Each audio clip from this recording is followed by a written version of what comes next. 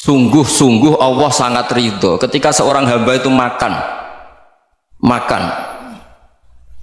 ketika sesuap nasi dia muji Allah, ketika minum seteguk nasi dia muji Allah. Itu kalau orang diridhoni Allah itu wali betul. Itu untuk jadi wali itu gampang. Kamu makan ridho, kamu ninjak buminya Allah ridho seneng, kamu hidup keseharian aman seneng. Nah ini supaya sampean kita semua ngaji betapa panduan Rasulullah untuk menggapai ridho Allah itu banyak yang keseharian sekali. Saking kesehariannya banyak dalam hadis dan itu sahih. Nabi menyebut hal-hal yang keseharian. Hatta ma tas'alu fi imra'atika, kamu punya uang kemudian istri kamu bisa makan itu ibadah. Bahkan sebagian ibadah itu dicontohkan Nabi yang akhirnya diprotes sahabat. Yaitu wa fi buti ahadikum sedekah, kamu menggauli istri kamu itu ya sedekah. Sampai sahabat bilang yang benar ya Rasulullah, ayati ahaduna syahwatahu wa huwa lahu ajrun, masa urusan biologis urusan syahwat kemudian dia dapat pahala. Nabi menjawab alai salawadu'aha fi haramin akana alaihi wisrun, bagaimana kalau dia meletakkan ke yang tidak benar itu kan dosa. Nah hal-hal seperti ini yang saya ingin teman-teman semua, saya juga agak ingin ngaji demi Anda juga agak ingin. Itu dosa sekali ngaji kok pesanan kelompok tertentu itu nggak boleh. Islam itu untuk semua. Jadi ya cuma karena di depan saya jenengan ya seakan-akan jenengan korbannya. Itu ada ilmunya dalam usul fikih itu. Jadi orang itu harus ngaji usul fikih. Nama yang disebut, mungkin Mas Sufyan masih ingat zaman ngaji usul fikih. Nama yang disebut itu tidak jaminan sebagai prioritas perintah. Jadi misalnya gini, kebetulan yang di depan Nabi itu Abu Dzar. Nabi ya bilang, ya Aba Dzarin ini uhibbuka misalnya, atau ya Mu'ad ini uhibbuka, atau ya Aba Hurairah ini uhibbuka misalnya. Banyaklah riwayat yang Nabi nyebut ya Aba Dzarin, ya Mu'ad, ya Aba Hurairah. Kemudian misalnya Nabi meneruskan khitab, ini uhibbuka, saya mencintai kamu, fakul dubur sholatin, atau sebagian riwayat disebut fala tada'an la dubura kulli sholatin, Allahumma inni ala dzikrika wa syukrika wa husni ibadatik. Saya mencintai kamu, siapa saja. Mu'ad bisa, Abu Dzar bisa sahabat. Saya mencintai kamu, mohon kalau habis sholat kamu jangan lupa wiridan Allahumma a'inni ala dzikrika wa syukrika wa husni ibadatik. Ya Allah tolong kami permudah supaya mudah ingat engkau. Anda tidak bisa mentang-mentang wong nama saya Parmin, nama saya Purnomo, itu yang diperintahkan Mu'ad misalnya. Jadi yang disebut satu tapi khitab itu untuk siapa saja. Saya teruskan ya. Jadi saya mohon semua kita melakukan kebaikan itu, kalau dalam kaidah fikih disebut al yakin la yuzalu bisyak. Banyak kebaikan yang kebenarannya itu 100%, tidak punya efek samping ke pihak lain, ke kelompok lain, ke komunitas lain. Itu tadi misalnya Anda makan dan itu murah sekali, hanya butuh satu piring, setiap punyaan kamu muji Allah, setiap minum kamu muji Allah. Itu redaksinya Rasulullah SAW disebut Allah sangat ridho ketika seorang hamba makan kemudian dia memuji Allah, atau minum kemudian dia muji Allah. Logikanya gampang. Negara seperti ini yang kamu harapkan bentuknya kayak apa, mertua, ipar, komunitas, tetangga, itu nyata terjadi itu kan belum pasti. Sementara yang mesti terjadi adalah kamu butuh makan, kalau tidak mati. Butuh minum, kalau tidak mati. Butuh bumi yang nyaman ditempati, kalau tidak kita juga mati. Sebab itu Allah kalau menyebut nikmatnya itu hal-hal yang keseharian. Alladzi at'amahum min ju'. Allah itu siapa? Allah itu yang menciptakan kamu bisa makan. Tidak berlebihan. Allah itu yang menciptakan kondisi sosial itu ideal. Zaman Nabi itu ya ada orang munafik. Orang-orang pilihan Allah itu juga diuji orang sekelilingnya yang macam-macam. Semua diuji sesuai konteks zaman dan waktu. Nah, tapi ada ibadah-ibadah yang selalu disarankan Nabi. Sampai Nabi itu pernah ditanya, ayul islami khairun ya Rasulullah, Islam terbaik itu gimana? Jawaban Nabi itu unik, it'amut ta'am. Islam terbaik itu ya makan-makan, jangan santai-santai. Ketika Allah menyebut beberapa kebaikan, falak tahamal aqobah wa ma adrokan Allah mal aqobah. Terusannya apa? Fakku raqobah. Terusannya apa? Au it'amun fi yaumin di masubah. Ya, atau acara makan-makan itu juga Islam. Kenapa? Ya bayangkan kalau tidak ada makanan kita mati kan? Kondisi sosial tidak ideal tuh Anda masih gak apa-apa. Tapi kalau Anda tidak makan, Anda tidak minum, Kamu punya istri cerewet masih bisa hidup, punya mertua cerewet masih bisa hidup. Tapi kalau tidak makan bisa mati. Berarti penting mana istri sama makan? Penting mana? Makan. Semoga istri Anda dengar. Nanti kamu disuruh makan tapi pulang deh. Itu kalau dibahasakan makan masih memahami. Penting mana nasi satu piring dengan istri. Nggak ada nasi mati, nggak ada istri belum mati. Penting mana? Gak berani jawab kan? Nah, ternyata Anda ada garang kan di depan istri. Jadi saya mohonlah, mungkin Mas Sufyan Sauri tadi yang bisa bantulah teman-teman tuh ngaji yang keseharian saja. Karena kita nyari ridho Allah itu berdasar firman Allah, dan firman Allah itu menyebut keseharian tuh riang gampang. Yaitu tadi misalnya wa min ayatihi manamukum bil laili wan nahar. Termasuk ayat-ayat Allah itu kamu tidur. Maka dulu itu ada guyonan, ada tokoh Mu'tazilah, kelompok dalam Islam yang berpikir manusia itu bisa menentukan ikhtiarnya sendiri. Karena saya bisa duduk, ingin duduk, ingin berdiri, berdiri. Karena kelompok ini nggak terima kalau semua kehendak Allah, nanti bagaimana kalau semua kehendak Allah kok ada hisab ya, ada sanksi. Lucunya itu dia akhirnya ini cerita ya, mencintai seorang perempuan cantik sekali. Dan itu dia menjadi ahli sunnah itu oleh hal-hal yang sepele. Karena istrinya cantik, ya namanya suami istri itu hubungan intim.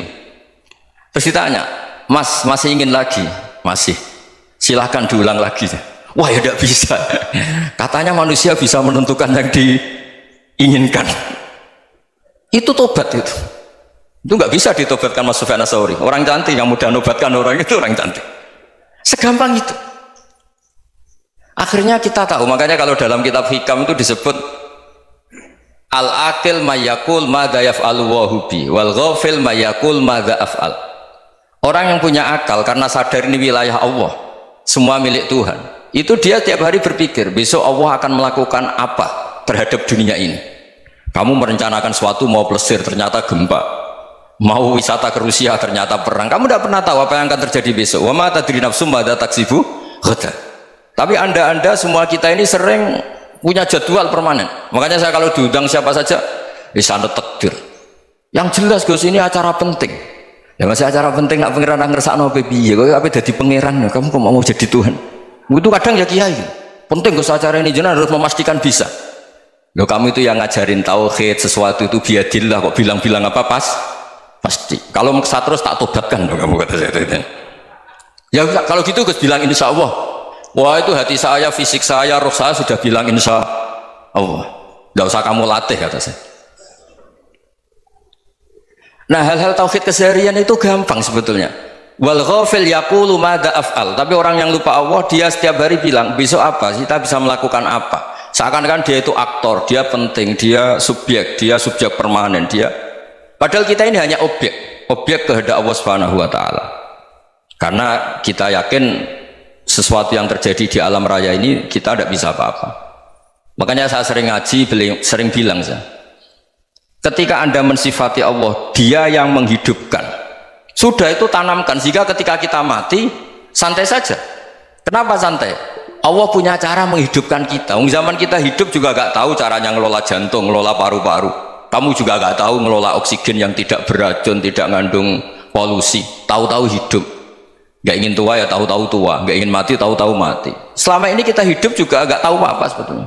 Hanya gaya tok, punya jadwal, punya planning. Kalau kamu bisa menentukan pilihan Anda, pasti Anda istrinya cantik, 4 neriman semua, kona'ah semua. Nyatanya enggak kan? Ada 1 jelek, cerewet. Oh itu kan, nyatanya enggak bisa apa-apa Anda kan? Dan kamu bawa mati lagi. Itu kan. Istri Anda juga gitu, punya keinginan punya suami yang ganteng, yang jabat, yang riman, yang enggak poligami. Ya tidak kesampaian juga. Kalau kita ngitung tingkat kegagalan kita itu gagal terus.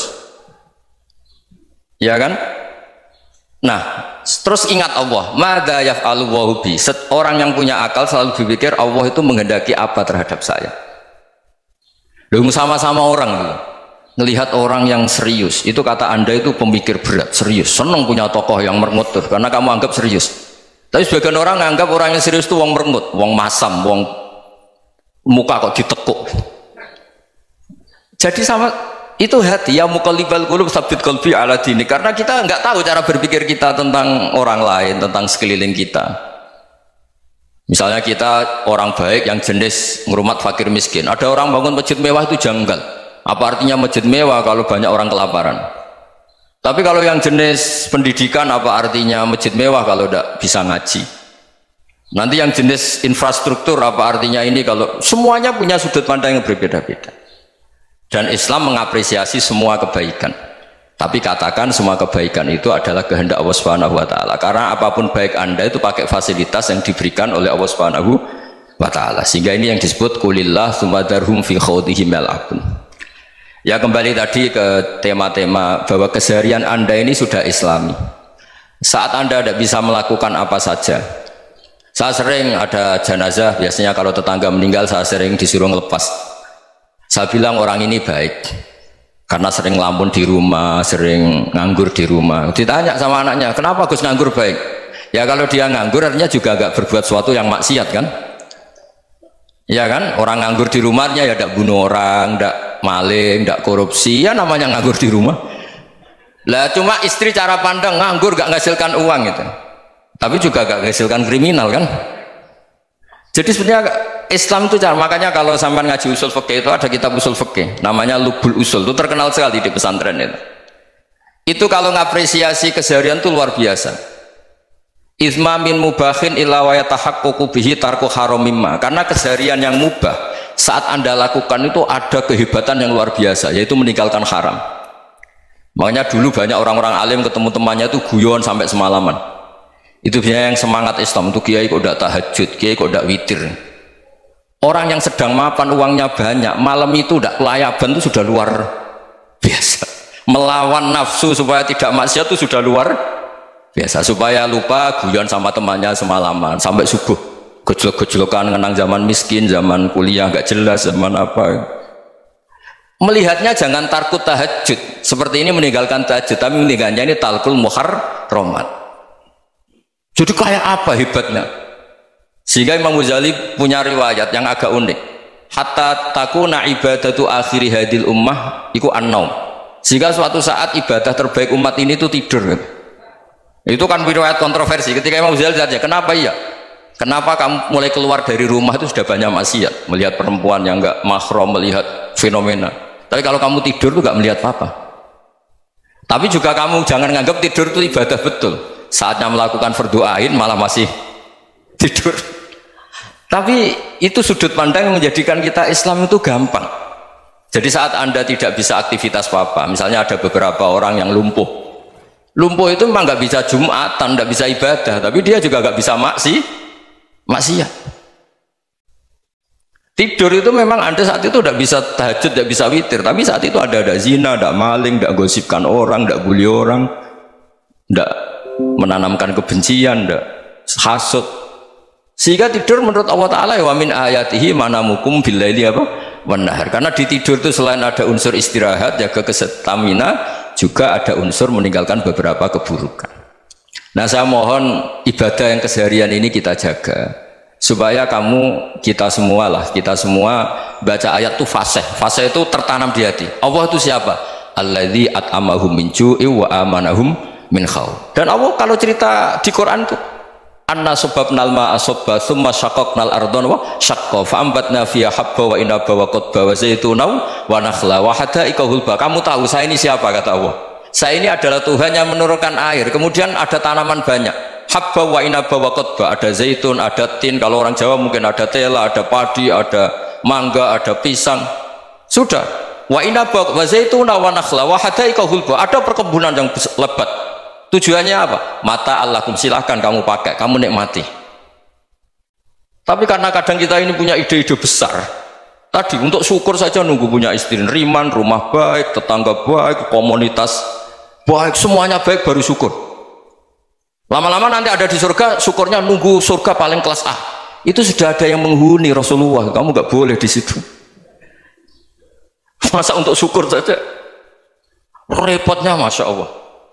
Jadi mohonlah Quran yang kalau Anda hafalkan juz sama itu kan ada ayat-ayat yang kayak tadi. Ya, fal yanzuril insanu ila ta'ami. Coba lihat Apa yang kamu makan ya? Dari mana? Dan untuk mempertahankan hidup kamu keseharian. Jadi jangan kira ibadah itu harus membentuk komunitas yang versi Anda. Ibadah itu harus yang hal yang mulu-mulu. Kesehariannya Anda alami. Loh, ini saya tidak bikin-bikin. Saya ngaji bukan karena berdasar pesanan. Itu ayat yang saya baca kan betul ada ayatnya kan. Fal yang dzuril insanu ila ta'ami anna sababnal ma'a sabba thumma shaqqaqnal arda shaqqa fa ambasna fiha habba wa inaba wa qadba wa zaituna wa nakhla wa hadaiqa ghulba. Terusannya apa? Mata'al lakum, silakan kamu nikmati. Mata itu silakan kamu nikmati. Ya kayak sampean dikasih hidangan ya makan. Ya sudah makan, habis makan ya minum, habis itu ngantuk ya tidur. Ya sudah normal-normal saja. Kayak apa indahnya Islam. Tapi Anda mencari Islam yang gimana lagi? Nah itu yang diajarkan guru-guru kita, diajarkan sanad kita sampai Wali Songo, sampai Rasulullah SAW. Bahwa pada akhirnya ada jihad, ada perang. Itu dulu memang perang, bukan membunuh, beda. Dulu kita dijajah Belanda ya perang, dan itu normal karena kita dijajah. Jadi ketika orang lain ingin baik sama kita, wa in ahadum minal musyrikin astajaruka ya fajirhu hatta yasma'a kalam Allah. Kalau mereka ingin baik ya kita baik. Makanya ada istilah musta'man, mu'ahad. Kalau mereka ingin damai, berdampingan dengan kemajmukan ya itu yang lebih baik. Karena memang Islam menghormati proses perdamaian. Wa in janahu lis-salmi ya fajnah lah. Kalau ingin damai ya kita harus